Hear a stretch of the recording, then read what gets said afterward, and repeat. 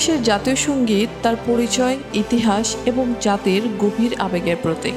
জাতীয় সঙ্গীত কেবল একটি গান নয়, এটি একটি দেশের নাগরিকদের ঐক্যবদ্ধ করার জন্য, তাদের গৌরবময় অতীতকে স্মরণ করিয়ে দেওয়ার জন্য এবং ভবিষ্যতের পথে চলার প্রেরণা দেওয়ার জন্য অত্যন্ত গুরুত্বপূর্ণ। তেমনই বাংলাদেশের জাতীয় সঙ্গীত এর ব্যতিক্রম নয়। বাংলাদেশের প্রতিটি মানুষের জন্যই এই সঙ্গীত অত্যন্ত আবেগের জায়গা, কিন্তু নানা সময়ে এই সঙ্গীতটি বিতর্কিত হয়েছে নানাভাবে। আর সেই জায়গা থেকেই আজকের এই ভিডিওতে তুলে ধরার চেষ্টা করব জাতীয় সঙ্গীতের ইতিহাস এবং বারবার বিতর্কিত হওয়ার কারণ। আমার সোনার বাংলা গানটি রচিত হয়েছিল 1905 সালের বঙ্গভঙ্গ আন্দোলনের পরিপ্রেক্ষিতে। গানটির পাণ্ডুলিপি পাওয়া যায়নি, তাই এর সঠিক রচনাকাল জানা যায় না। সত্যেন্দ্র রায়ের রচনা থেকে জানা যায় 1905 সালের 7 আগস্ট কলকাতার টাউন হলে আয়োজিত একটি প্রতিবাদ সভায় এই গানটি প্রথম গীত হয়েছিল। এবছরই 7 সেপ্টেম্বর সঞ্জীবনী পত্রিকায় রবীন্দ্রনাথের স্বাক্ষরে গানটি মুদ্রিত হয়। একই বছর বঙ্গদর্শন পত্রিকার আশ্বিন সংখ্যাতেও গানটি মুদ্রিত হয়েছিল। তবে 7 আগস্ট উক্ত সভায় এই গানটি গীত হওয়ার কোনো প্রমাণ পাওয়া যায় না।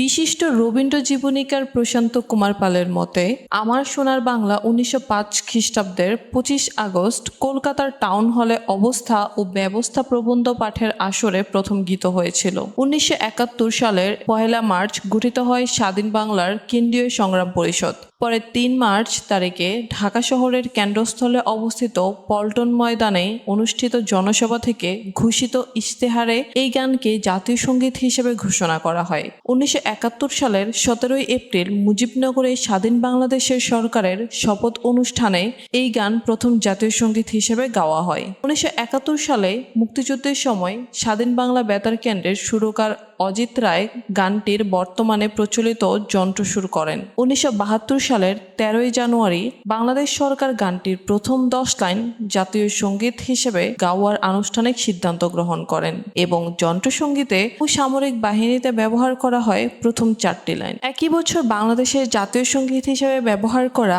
আমার সোনার বাংলা গানটির স্বরলিপি বিশ্বভারতী সঙ্গীত বোর্ড কর্তৃক অনুমোদিত হয়। শ্রোতাদের পছন্দানুসারে বিবিসি বাংলার তৈরি সেরা 20টি বাংলা গানের তালিকায় এই গানটি প্রথম স্থান দখল করে। 2008 সালের বেইজিং অলিম্পিকে অংশ নেয়া 205টি দেশের জাতীয় সঙ্গীতের তুলনামূলক বিচারে দৈনিক গার্ডিয়ান পত্রিকার মতে বাংলাদেশের জাতীয় সঙ্গীত দ্বিতীয় হয়। শুধুমাত্র সুর এবং গানের কথার চেয়ে জাতীয় সঙ্গীত অনেক বেশি কিছু বহন করে। এটি জাতির ইতিহাস, সংস্কৃতি এবং মূল্যবোধের প্রতীক। সাম্প্রতিক দশকগুলোতে বেশ কয়েকটি দেশ সমসাময়িক মূল্যবোধ এবং জাতিগত অন্তর্ভুক্তিকে আরও জোরদার করতে নিজ নিজ জাতীয় সঙ্গীতে সংশোধন এবং পরিবর্তন আনার সাহসী পদক্ষেপ নিয়েছে। বাংলাদেশও জাতীয় সঙ্গীত পরিবর্তনে আলোচনা এখন তুঙ্গে। মধ্য জুলাই থেকে সরকারি চাকরিতে কোটা সংস্কারের দাবিতে শুরু হওয়া আন্দোলন সপ্তাহের ব্যবধানে সরকার পতনের আন্দোলনের রূপ নেয়। এরই প্রেক্ষিতে 5 আগস্ট দেশ থেকে পালিয়ে ভারতে আশ্রয় নেন তখনকার প্রধানমন্ত্রী শেখ হাসিনা। স্বৈরাচারী সরকার পতনের পর বেরিয়ে আসতে থাকে হত্যা, খুন, গুমসহ রাষ্ট্রীয় সম্পদ লুটের নজিরবিহীন সব তথ্য। ছাত্র জনতার সুপারিশে 8 আগস্ট নোবেলজয়ী ডক্টর মোহাম্মদ ইউনূসের নেতৃত্বে অন্তর্বর্তী সরকার শপথ নেয়। এই সময় আন্দোলনের অগ্রভাগে থাকা শিক্ষার্থী সহ সমাজের বিভিন্ন স্তর থেকে রাষ্ট্রযন্ত্র সংস্কার এবং মেরামতের দাবি জোরালো হয়। 71-এর মহান মুক্তিযুদ্ধের ধারাবাহিকতা বজায় রেখে সংবিধান পরিবর্তনের দাবি ওঠে। ক্ষমতায় এসে রাজনৈতিক দলগুলো যেন ফের স্বৈরাচারী হয়ে না উঠতে পারে তা নিয়ে শুরু হয় আলোচনা। একই সময় আলোচনায় আসে জাতীয় সঙ্গীতে পরিবর্তনের বিষয়টি। সম্প্রতি এক সংবাদ সম্মেলনে সাবেক ব্রিগেডিয়ার জেনারেল আব্দুল্লাহিল আমিন আজমি সংবিধানের পাশাপাশি জাতীয় সঙ্গীত পরিবর্তনের দাবি জানান। এরপরই এই প্রসঙ্গটি জোরালো হয়ে ওঠে। সামাজিক যোগাযোগ মাধ্যমে এখন দুটি দলের উপস্থিতি লক্ষ্য করা যায়। একদল মনে করছেন সংবিধান সংশোধনের পাশাপাশি জাতীয় সঙ্গীত সংশোধনের প্রয়োজন রয়েছে, কেননা 1905 সালে বঙ্গভঙ্গ রদ করার জন্য রবীন্দ্রনাথ লিখেছিলেন আমার সোনার বাংলা আমি তোমায় ভালোবাসি। এই জাতীয় সঙ্গীত দুই বাংলা এক করার জন্য জাতীয় সঙ্গীত। আমরা কি দুই বাংলা এক হতে চাচ্ছি? আমরা কি স্বাধীন বাংলাদেশ রাখতে চাই, নাকি ভারতের পশ্চিমবঙ্গের অঙ্গীভূত রাজ্য হতে চাই? এই প্রশ্ন এখন সঙ্গীত পরিবর্তন করতে চাওয়া জনগোষ্ঠীর মনে উঠে বসেছে।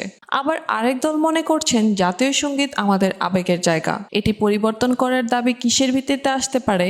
এছাড়া এখন বিতর্ক হলো ভারতীয় কবি কি করে বাংলাদেশের জাতীয় সঙ্গীত রচনা করতে পারে। তবে জাতীয় সঙ্গীতকে কেন্দ্র করে এই বিতর্ক নতুন নয়। 1975 সালে বঙ্গবন্ধু শেখ মুজিবুর রহমানের মৃত্যুর পর প্রথম জাতীয় সঙ্গীত পরিবর্তনের লক্ষ্যে কাজ করেন খন্দকার মোশতাক আহমেদ। পরবর্তীতে এই পরিবর্তনের ইস্যুটি নানা কারণে থেমে যায়। জাতীয় সঙ্গীত পরিবর্তনের দ্বিতীয় উদ্যোগ নেওয়া হয় 1979 সালের 30 এপ্রিল। সেই সময় আমার সোনার বাংলাকে বাদ দিয়ে প্রথম বাংলাদেশ আমার শেষ বাংলাদেশ গানটিকে জাতীয় সঙ্গীত রচনার প্রস্তাব করা হয়। কিন্তু 1981 সালে জিয়াউর রহমানের মৃত্যুর পর সেই উদ্যোগও থেমে যায়। তবে এই সকল তর্ক বিতর্ককে পেছনে ফেলে নতুন করে সময় এসেছে বিষয়টিকে খতিয়ে দেখার। সঠিক বিচার বিশ্লেষণের মাধ্যমে দেশের জন্য যা কিছু মঙ্গলের তাই হওয়া উচিত আমাদের অগ্রাধিকার। তো ভিউয়ার্স, ভিডিওটি আপনাদের কাছে কেমন লেগেছে অবশ্যই কমেন্ট করে জানাবেন। আর যদি ভিডিওটিকে আপনাদের ভালো লেগে থাকে তাহলে চ্যানেলটিকে লাইক, সাবস্ক্রাইব করে